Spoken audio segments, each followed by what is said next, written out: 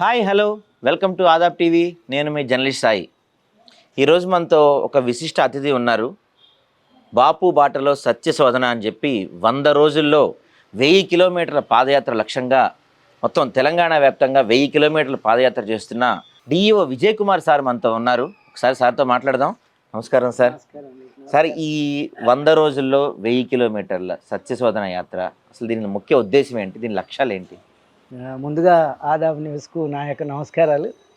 ఆ, ఇది అంటే ఉద్దేశం అంటే మనం ప్రధానంగా గాంధీజీ గారి ఆశయాలను, ఆయన సిద్ధాంతాలు, ఆచరించి చూపిన విధానాలు, ముఖ్యంగా సింప్లిసిటీ, స్వచ్ఛత, తర్వాత మౌనము, సైలెన్స్కి సంబంధించి, తర్వాత ఈ సమాజంలో శాంతి భద్రతలు లేదా శాంతి మార్గంలో పరిష్కరించుకోవడం, ఘర్షణ లేని సమాజం, అట్లాగే ఈ మద్యపానం కానీ ఈ యొక్క మనం ఇప్పుడు చూస్తున్నాం ఈ గంజాయి అని చేరుకున్నది.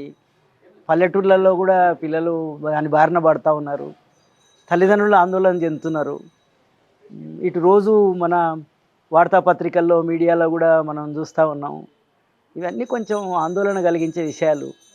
నాకేమనిపించిందంటే మహాత్మా గాంధీ గారి యొక్క ఆశయాలు, ఆయన అయితే ఏదైతే కలలు కన్నారో, ఆయన అయితే ఏదైతే మార్గం చూపించినాడో అది నేటి తరానికి తెలియకుండా పోతూ ఉంది.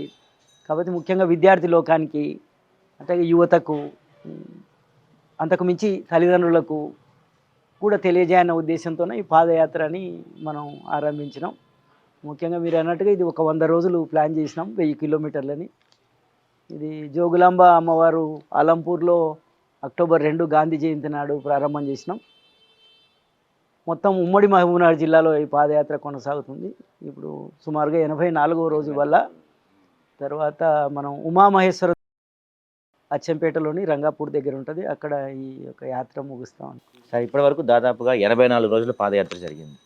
ఈ 84 రోజుల పాదయాత్రలో మీరు అనుకుంటుంది, మీరు సాధించాలనుకున్న లక్ష్యాలు ఏమన్నా కొంచెం నెరవేరే కనిపిస్తుందా మీకేమన్నా?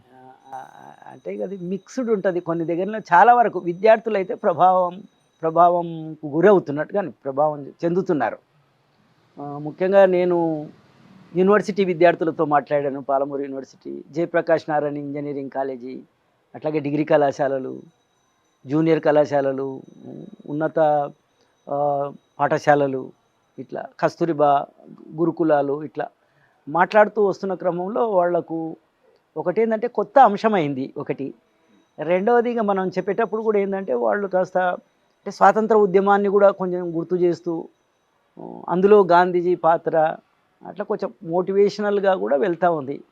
అది కేవలం గాంధీ సిద్ధాంతాలనే కాకుండా వాళ్లకు రోజువారీగా కూడా వాళ్ళు ఒకవేళ గొప్పవాళ్ళో లేదా మంచివాళ్ళో నిజంగా ఎదగాలి అనుకున్న క్రమంలో ఏం చేస్తే బాగుంటుంది, ఏ అలవాట్లు ఉంటే బాగుంటుంది, అట్లాగే వాళ్ళు పెద్దవాళ్ళు ఏ అలవాట్లు లక్షణాలు ఉండే అట్లాంటిది చెప్తుండడం వల్ల పిల్లలు మాత్రం చాలా వరకు ఆసక్తి కనబరుస్తున్నారు పిల్లలు. అట్లాగే టీచర్లు కూడా, ఉపాధ్యాయులు కూడా వెళ్ళిన చోటల్లా కొంత పాదయాత్రలో భాగంగా కొంత యువకులను పెద్దలను కూడా కలిసి, తల్లిదండ్రుల పాత్ర చాలా ప్రధానమైంది దీంట్లో. ఎందుకంటే ఇది కేవలం పాఠశాలకు పంపించినంత మాత్రాన వాళ్ళ పని అయిపోదు కదా. కాబట్టి వాళ్ళను కనిపెట్టుకొని ఉండాలి ఇప్పుడు జరుగుతున్నటువంటి పరిస్థితులను బట్టి అని చెప్పడం కూడా జరుగుతుంది. విద్యార్థులు ప్రభావం కనిపిస్తూ ఉంది, అట్లాగే ఉపాధ్యాయులు కూడా కొంత ఆసక్తి చూపిస్తూ ఉన్నారు. అయితే సార్, ఇప్పుడు అంటే మీరు ఇప్పుడు పాదయాత్ర చేస్తున్నారు. పాదయాత్రను మీరు బాపు గారు పాదయాత్ర చేశారు కాబట్టి అదే ఆశయ సాధనతో మీరు పాదయాత్ర చేస్తుండొచ్చు ఇప్పుడు. కానీ ఇప్పుడు మీరు ఏ విద్యార్థులకైతే, ఏ యువత కోసం అయితే ఈ యాత్ర చేస్తున్నారో వీళ్ళంతా డిజిటల్ రంగం వైపు, సోషల్ మీడియాలో ఎక్కువగా ఉంటున్నారు. సో వాళ్ళ దాకా మీ పాదయాత్ర చేరుతుందా? అంటే ఇప్పుడు మనం ప్రత్యక్షంగా వాళ్ళ ముందు మాట్లాడుతున్నాం. తర్వాత మనం కూడా ఎక్కువ సమయం లేకుండా చాలా సంక్షిప్తంగా ఒక 40 నిమిషాలు 45 నిమిషాల పాటే అంటే మౌలికమైన అంశాలను తీసుకొని సూటిగా వాళ్ళతో మనం సంభాషించినప్పుడు జనరల్గా వాళ్ళ లోపలైతే మోటివేషన్ వస్తూ ఉంది. మీరు అన్నట్లు ఈ ఫోన్లకు అడిక్ట్ కావడం, సోషల్ మీడియా వీటన్నిటి ప్రభావం కూడా ఉంది. అంతకంటే మించి మనం పుస్తక పఠనం చేయాలా. ఈ గాంధీ గారు ఇట్లా కొన్ని పుస్తకాలు 700 పుస్తకాలు దాకా చదివినారు ఆయన, ఓ 30 పుస్తకాలు రాసినారు. అంబేద్కర్ గారి గురించి కేవలం గాంధీ కాకుండా మనం అట్లా పుస్తక పఠనం అనేది మంచిది. అది అది పెద్ద ధ్యేయంగా పెట్టుకున్నాను నేను. ఎందుకంటే పుస్తకాలు చదివించడం అనేది పిల్లలకు ఒక అలవాటుగా మారితే ఈ ఫోన్ నుంచి కూడా కొంచెం దూరంగా అవుతారు. ఎందుకంటే ఏదైనా అది దూరం చేయండి అన్నప్పుడు మళ్ళీ వాళ్ళకు ఒక అలవాటు అయితే నేర్పాల్సి వస్తుంది మనం. కాబట్టి పుస్తక పఠనం, చిన్న చిన్న జీవిత చరిత్రలు, ఆత్మకథలు, కొంచెం వాటిలోని సంఘటనలు అవి కొంచెం పిల్లలకు చెప్పడం వల్ల కొంచెం పఠనం వైపు ఆసక్తి కలిగిస్తే ఇది కొంత తగ్గుతుంది అనేది కూడా ఆలోచన ఉంది నాకు. అయితే సార్ ఇందాక మనం మాట్లాడుకున్నప్పుడు, ఇందాక సభలో కూడా మాట్లాడుతున్నప్పుడు ఒక గాంధీ గారి గురించి ఒక లఘు చిత్రంకి యుఎస్ లాంటి దేశాల్లో అవార్డులు ఇస్తామని చెప్తున్నారు. సో గాంధీ గారిని అటు మనం యుఎస్లో చూసుకోవచ్చు, రష్యాలో, జపాన్ ఇలాంటి కంట్రీస్ అన్నింటిలో ఆయన గాంధీ జయంతి రోజు కావచ్చు, లేకపోతే గాంధీ గారి గురించి కావచ్చు, అక్కడ పీజీలు చేస్తున్నారు, చాలా పరిశోధనలు చాలా జరుపుతున్నారు, గాంధీ గారి గురించి చాలా ఇంట్రెస్ట్ చూపుతున్నారు పక్క దేశాలన్నీ. కానీ మన దేశంలో నా అంచనా ప్రకారం చాలామంది యువత, ముఖ్యంగా ఇప్పుడున్న యువత చాలామందికి గాంధీ గారి సిద్ధాంతాలు కావచ్చు, గాంధీ గారి చరిత్ర తెలియకుండా పోతుంది. ప్రపంచ దేశాలు ఆయన వైపు ఆకర్షితం అవుతున్నా కానీ ఆయన పుట్టిన సొంత నేల ప్రజలు ఆయన్ని మర్చిపోతున్న పరిస్థితి ఎందుకు వస్తుందంటారు? ఇప్పుడు మర్చిపోతున్న మనం పెద్దలం కారణం అని నేనైతే అంటాను. ఎందుకంటే ఎవరైతే ఆయన గురించి చదువుకున్నారో, ఆయన గురించి కాస్త ఏంటంటే కొంత ఇంట్రెస్ట్ ఉందో వాళ్ళందరూ చెప్పడంలో ఫెయిల్ అవుతున్నామని నాకు. అందుకే ఈ పాదయాత్రగా మనం అనుకున్నది. కనీసం మనకు తెలిసిన కొన్ని విషయాలైనా పిల్లలతో ముచ్చటించాలి, వాళ్లకు గాంధీ గురించి, ఆయన యొక్క జీవిత సత్యాలను గురించి తెలియజేయాలా. ఎందుకంటే తెలిపకపోవడం అనేది పెద్దల పొరపాటు, తప్పుగానే నేను భావిస్తున్నాను. ఈ పరిస్థితి రావడానికి ప్రధానమైన కారణం అటు తెలిసిన పెద్దలు, మేధావులు. ఆ రోజుల్లో కూడా చూడండి మీరు, స్వాతంత్ర ఉద్యమంలో భగత్ సింగ్ పాల్గొన్నా, లేక నేతాజీ సుభాష్ చంద్రబోస్ పాల్గొన్నా, ఎవరైనా యువకులు పాల్గొన్నారంటే అప్పుడున్నటువంటి మేధావులు, ప్రొఫెసర్లు, విద్యావంతులు వాళ్ళంతా కూడా వాళ్ళను ఆ రకమైనటువంటి నాలెడ్జ్ వాళ్ళకి ఇవ్వడం జరిగింది. అంటే బానిసత్వంలో ఎలా మగ్గుతూ ఉన్నాం, విదేశీయులను పంపిస్తే మనం ఎలా స్వేచ్ఛను పొందాలి అనేది ప్రేరణ జరిగింది. అట్లా జరగడం వల్లనే వాళ్ళు అంతకంటే ఎక్కువగా ఉద్యమంలో పాల్గొని చివరకు స్వాతంత్రం తెచ్చేటందుకు రకరకాల రీతుల్లో ఉద్యమాలు అయితే చేసినారు. ఇప్పుడు కూడా అంతే. ఇప్పుడు కూడా విద్యార్థులు ముఖ్యంగా డిగ్రీ కళాశాలలో కొంచెం బాధ్యత లేకుండా పోయింది. వాళ్ళ కింద దిశానిర్దేశం అనేది ఒకటి లేదు. కాబట్టి మనం వెళ్ళి వాళ్ళకు ఒక మార్గము, ఒక దిశ, ఎందుకు బతుకుతున్నాం, ఎవరి కొరకు ఎట్లా బతుకుతున్నాం, లేకపోతే మనం చేయాల్సింది ఏమిటి, నిజంగా కూడా ఒక మనుషులుగా పుట్టినందుకు. ఒకవేళ స్వతంత్ర దేశంలో మనం ఉన్నప్పుడు ఆ రోజు కేవలం స్వాతంత్రం ఒక్కటే సమస్యగా ఉండే, ఇవాళ మాత్రం చాలా సామాజిక ఆర్థిక సమస్యలు చాలా ఉన్నాయి. వీటన్నిటిని మీరు అడ్రస్ చేయాల్సిన బాధ్యత అయితే మీ మీదనే ఉంటుంది. ఇట్లాంటివన్నీ ఇప్పుడు ఉదాహరణకు పరిసరాలకు సంబంధించిన కాలుష్యం కావచ్చు, అట్లాగే మన కల్తీకి సంబంధించినటువంటి విషయాలు కావచ్చు, కల్తీ పాలల్లో, నీళ్ళలో, లేకపోతే నూనెలో అన్ని కల్తీ వస్తువులు వాడుతూ ఉన్నాం. స్వచ్ఛత కూడా చాలా వరకు ఇబ్బందిగా ఉంది. అన్నిటికి మించి మద్యం, అట్లాగే డ్రగ్స్, గంజాయి అలవాట్లు పెరుగుతూ ఉన్నాయి. కాబట్టి ఇవి అంటే మీరు చేయాల్సిన పనులు చాలా ఉన్నాయి మనం. కాబట్టి వీళ్ళు ఈ పనులు చేయాలంటే వీళ్ళకు చరిత్ర తెలిసి ఉండాలి. ఆ రోజు ఎందుకు అంత కష్టపడి వందల్లో వేలల్లో ప్రాణాలు కోల్పోయి స్వాతంత్రం తెచ్చినారనేటటువంటిది ఒకటి కనుక వాళ్ళ మనసులో ఒకవేళ ముద్రించబడింది అనుకోండి, తప్పకుండా వాళ్ళు సామాజిక బాధ్యతను గుర్తిస్తారు. మీరు అన్నట్టుగా నాకేంటంటే పెద్దలుగా, మేధావులుగా, ఈవెన్ అడ్మినిస్ట్రేటర్స్గా, ప్రజాప్రతినిధులుగా, మనం అంతా రిటైర్డ్ పర్సన్స్ ఉన్నారు వాళ్ళు కానీ, లేకపోతే ఎంతో విద్యావంతులం అని చెప్పుకునే వాళ్ళు కానీ, ఇప్పుడున్నటువంటి అడ్మినిస్ట్రేషన్లో ఉన్నారు వాళ్ళు కానీ, అంటే కేవలం టీచింగ్ అనే కాదు కానీ ఐఏఎస్లు, ఐపీఎస్లు, రిటైర్డ్ సెక్రటరీలు, రిటైర్డ్ పర్సన్స్ అంతా కూడా మరి పూనుకోవాల్సిన అవసరం అయితే ఉన్నది. ఎందుకంటే బయట నుంచి ఎంతసేపు పాడైంది, లేకపోతే మార్చలేము, లేకపోతే ఫోన్లకు అడిక్ట్ అయినారు పిల్లలంతా, వీటికి బానిస అవుతున్నారు అని అనుకోవడం వరకే ఉంది. కానీ నిజంగా ఇప్పుడు గాంధీ గారు కూడా ఆచరణలో చేయడం అనేది నాకు బాగా నచ్చింది. కాబట్టి మనం కూడా ఆచరణలో మనకు తోచినంతలా ఎంత వీలైతే అంత అని ఉమ్మడి జిల్లాలో కొన్ని ప్లేసెస్ ఎన్నుకొని ఒక 100 రోజుల్లో ఇట్లా మనం పాదయాత్ర రూపంలో పిల్లలను ఎన్లైటన్ చేస్తూ, ఆ కాలంలో వివేకానందుడు చేసినాడు, జాగృతపరిచినారు. అంతకుముందు ఆదిశంకరాచార్య గారు చేసినారు, అంత పూర్వం వెళ్తే గౌతమ బుద్ధుడు చేసినారు. అందరు కూడా అంటే ఆ బాధ్యత ప్రస్తుతం మీరు పిల్లలకు ఇట్లా అవుతున్నారు అనడానికి ప్రధాన కారణం అయితే నేను ఇందాక చెప్పినట్టు మనం పెద్దలమే అని మాత్రం నేను భావిస్తున్నా. ఇప్పటికైనా వాళ్ళు వాళ్ళ పాత్రను పోషించాల. ఎందుకంటే అది నా ఉద్దేశం. అయితే సార్ మీరు చెప్తున్నట్టు ఇప్పుడు మనకి మీరు అన్నట్టు అప్పట్లో ఉన్నట్టు ఇప్పుడు మేధావులు ఉన్నారు, కవులు ఉన్నారు, రచయితలు ఉన్నారు, పెద్ద పెద్ద వాళ్ళు అంతా ఉన్నారు. కానీ ఇప్పుడు మన దౌర్భాగ్యం ఎలా తయారైందంటే మన జాతిపిత గాంధీ గురించి, అంటే ఆయన మన స్వతంత్రం కోసం చేసిందేమీ లేదు, ఇలా కొన్ని సినిమాలు కూడా వచ్చినాయి, మీరు ఈ మధ్యకాలంలో చూసుంటారు. మనకు ఒక సామెత ఉండేది, చదవక ముందు కాకరకాయ అన్నాడు, చదివాక కేకరకాయ అన్నట్టు మన అందరికీ నాలెడ్జ్ పెరిగి విద్య పెరిగే కొందికి గాంధీజీ గారి గురించి, ఆయన గొప్పతనం గురించి ప్రశ్నించే పరిస్థితులు మనకు ఏర్పడుతున్నాయి. మీరు అంటే ఆయన గురించి మీరు చాలా పరిశోధనలు చేశారు, చాలా పుస్తకాలు చదివారు, ఆయన జీవితం దాని గురించి మొత్తం మీకు తెలిసిన వాళ్ళు. మీలాంటి పెద్దలన్నా దీని గురించి సమాధానం చెప్పాలి సార్. తప్పకుండా అపోహలు ఉన్నాయి చాలా రకాలుగా. అంటే ఒక బాధ్యత లేకుండా మీరు అన్నట్టు ఏంటంటే ఏదో ఒకటి మనం మీడియాలో ఉండాలనో, లేకపోతే ఒకరికి కించపరుస్తే, ఓని అవమానపరిస్తే, లేకపోతే వేలెత్తి ఎవరికైనా పేరున్న వాళ్ళకే చేస్తారు ఎవరైనా. కాబట్టి గాంధీ మహాత్ముడుగా కొంత గిట్టని వాళ్ళు, రకరకాల సిద్ధాంతాలతో ఉన్నటువంటి వాళ్ళు కొద్ది ప్రయత్నం చేస్తున్న మాట వాస్తవమే. అదంతా కూడా మీడియాలో వస్తూ ఉంది. నాకుగా ఏమనిపిస్తుందంటే ఎప్పుడు దాన్ని మనం ఏదో కౌంటర్గా వేసే బదులుగా మనం నిర్మాణాత్మకమైనటువంటి పనులు, ఇప్పుడు గాంధీ ఏదైతే చెప్పాడో అట్లా మన వైపు నుంచి కూడా ఎప్పుడైతే చెడు ఉంది అంటే చెడును మనం వ్యతిరేకించనక్కర్లేదు. నాకు అనిపిస్తుంది కొంచెం మంచిని పెంచుకుంటూ పోతే చెడు కూడా తనంతలకు తానే తొలగే అవకాశం ఉంటుంది. ఘర్షణ వాతావరణం అయితే గాంధీ గారు ఎన్నడూ కోరుకోలేదు. సరే కొంతమంది చెప్పిన ఏదో వాస్తవాలు చెప్పాలని కొంతమంది ప్రయత్నం చేసి అది వాదనలు ప్రతివాదనలతోనే ఉండకుండా నాకు తెలిసింది కౌంటర్ ఇచ్చినట్టుగా ఉండొద్దని నా అభిప్రాయం ఉంది.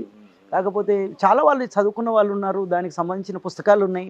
ఒకవేళ నిజంగా ఇప్పుడు ఎవరైనా తెలిసిన వాళ్ళు, బాగా చదువుకున్న వాళ్ళు, గాంధీ గురించి కూడా పూర్తి పరిజ్ఞానం ఉన్న వాళ్ళు మాట్లాడితే మనం ఏమైనా అర్థం చేసుకోవచ్చు. కానీ ఎవరెవరో చెప్తున్న దాన్ని పట్టుకొని వాళ్ళకి ఏమీ తెలియకపోగా మళ్ళీ మాట్లాడడం అనేది జరుగుతుంది. అదొక హాబీగానో లేకపోతే ఒక పొద్దు పోయే ఒక కార్యక్రమంగా పెట్టుకున్నారు వాళ్ళు. కాబట్టి తప్పకుండా మనం పనులు గాంధీ గారి నిర్మాణాత్మక కార్యక్రమాలు కానీ, ఆయన సేవా తత్పరత కావచ్చు, సమాజ ఉద్ధరణ కొరకు మత సామరస్యం, ఇలాంటివి చాలా ఉన్నాయి కదండి, మీకు తెలుసు. కాబట్టి అవి అయితే చాలా అవసరం ఉంది. ప్రస్తుత సమాజంలో చాలా ఆధునిక పోకడలు ఉన్నాయి, చాలా ఆడంబరాలు ఉన్నాయి, గొప్పలు ఉన్నాయి. మనం చూస్తూ ఉన్నాం అవన్నీ కూడా. ఆయన చేసింది చెప్పాడు. ఆయన ఎంత సింపుల్ చూడండి. ఆయన ఏదైతే చేయగలిగినాడో అది చెప్పినాడు, చేయలేకపోతే చెప్పలేదు. మరి ఈ కాలంలో చేయలేదు చేసేది అని కాదు, కానీ చెప్పడం ఒకటే పెట్టుకున్నాం, నిజంగా కూడా చేయడం అంటూ లేదు. ఇప్పుడు మీరన్న మాధ్యమాల్లో వచ్చినటువంటి వాళ్ళు కూడా ఏదైనా కాస్త కూస్తో ఒక పనిలో చేస్తే మనం వాళ్ళని కూడా ప్రశంసించవచ్చు. ఆ లెవెల్లో ఉండి మాట్లాడితే కూడా మనం సమాధానం చెప్పడానికి ఏదైనా ప్రయత్నం చేయొచ్చు. కానీ మూర్ఖంగానో లేకపోతే దానికి ఏదో ఒక రకమైనటువంటి అంటే దాన్ని మనం ఖండించాలనో అట్లాంటిది చెప్పినప్పుడు మనం దాన్ని ఏం చేయలేదు. మనం చేస్తూ వెళ్తే తప్పకుండా వాటికి సమాధానం దొరుకుతుందని నేను అనుకుంటున్నాను. ఓకే సార్, ఇప్పుడు మీరు రిటైర్డ్ డిఈఓగా ఇప్పుడున్నారు.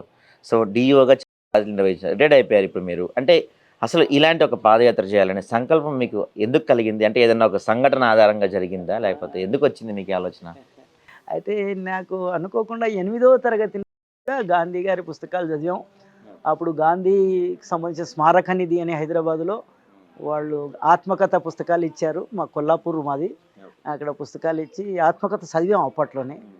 చదివిన వాళ్ళకు కొన్ని ప్రైజులు ఇచ్చారు కాంపిటీషన్స్ పెట్టి. అప్పటి నుంచి నాకు కాస్త నా మీద అంటే గాంధీ గారి ప్రభావం అయితే చిన్నప్పటి నుంచి వచ్చింది. తర్వాత నేను అంటే ఎస్సీఆర్టీలో ప్రొఫెసర్గా పనిచేశాను. నేను అక్కడ కొంత టైం దొరికినప్పుడు గాంధీ గారి మీద పుస్తకం కూడా రాశాను నేను.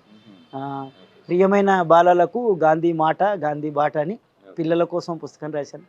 రిటైర్ అయిన తర్వాత కొంత చదవడం అనేది కొంత సమయం దొరికింది నాకు.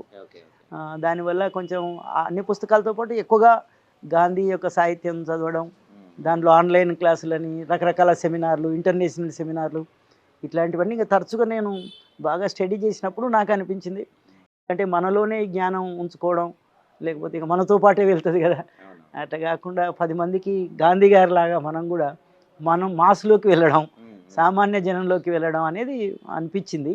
ఇక అనిపించిందే తడవుగా ఇది మొత్తంగా మన మిత్రులతో కొంతమందితో మాట్లాడి ఈ కార్యరూపం అయితే దాల్చింది ఇది. ఓకే, అయితే ఇప్పుడు మీరు దాదాపు 84 రోజుల నుంచి పాదయాత్ర చేస్తున్నారు. అంటే ఈ రోజుల్లో ఏం చేయాలన్నా దానికి డబ్బుతో ముడిపడి ఉంటుంది. సో ఈ 84 పైగా చలికాలం, వర్షాలు పడుతుంటాయి, మధ్యలో ఎన్నో సవాళ్ళు ఎదుర్కోవాలి. ఆరోగ్యం సహకరించకపోవచ్చు, దారిలో ఎంత లేదన్నా పెట్రోల్కి కానీ, మీరు నడవడానికి కానీ, ఉండటానికి తినడానికైనా డబ్బులు అవసరం అవుతాయి. సో ఈ సవాళ్ళను ఎలా ఎదుర్కొన్నారు? మీ జర్నీ ఎలా సాగింది సార్? అయితే ఒక్కటి మాత్రం నిజం, నేను ఎవరి మీద ఏమీ ఆధారపడలేదు. ముందుగా మనం వెళ్దాము, కార్యక్రమం అయితే చేస్తాం, అందులో ఎవరైనా తోడ్పడే వాళ్ళు ఉంటే తోడ్పడతారు, లేకపోయినా మనం ఒంటరిగానే చేద్దామనేటటువంటి ఆలోచనతోనే నేను వెళ్ళాను.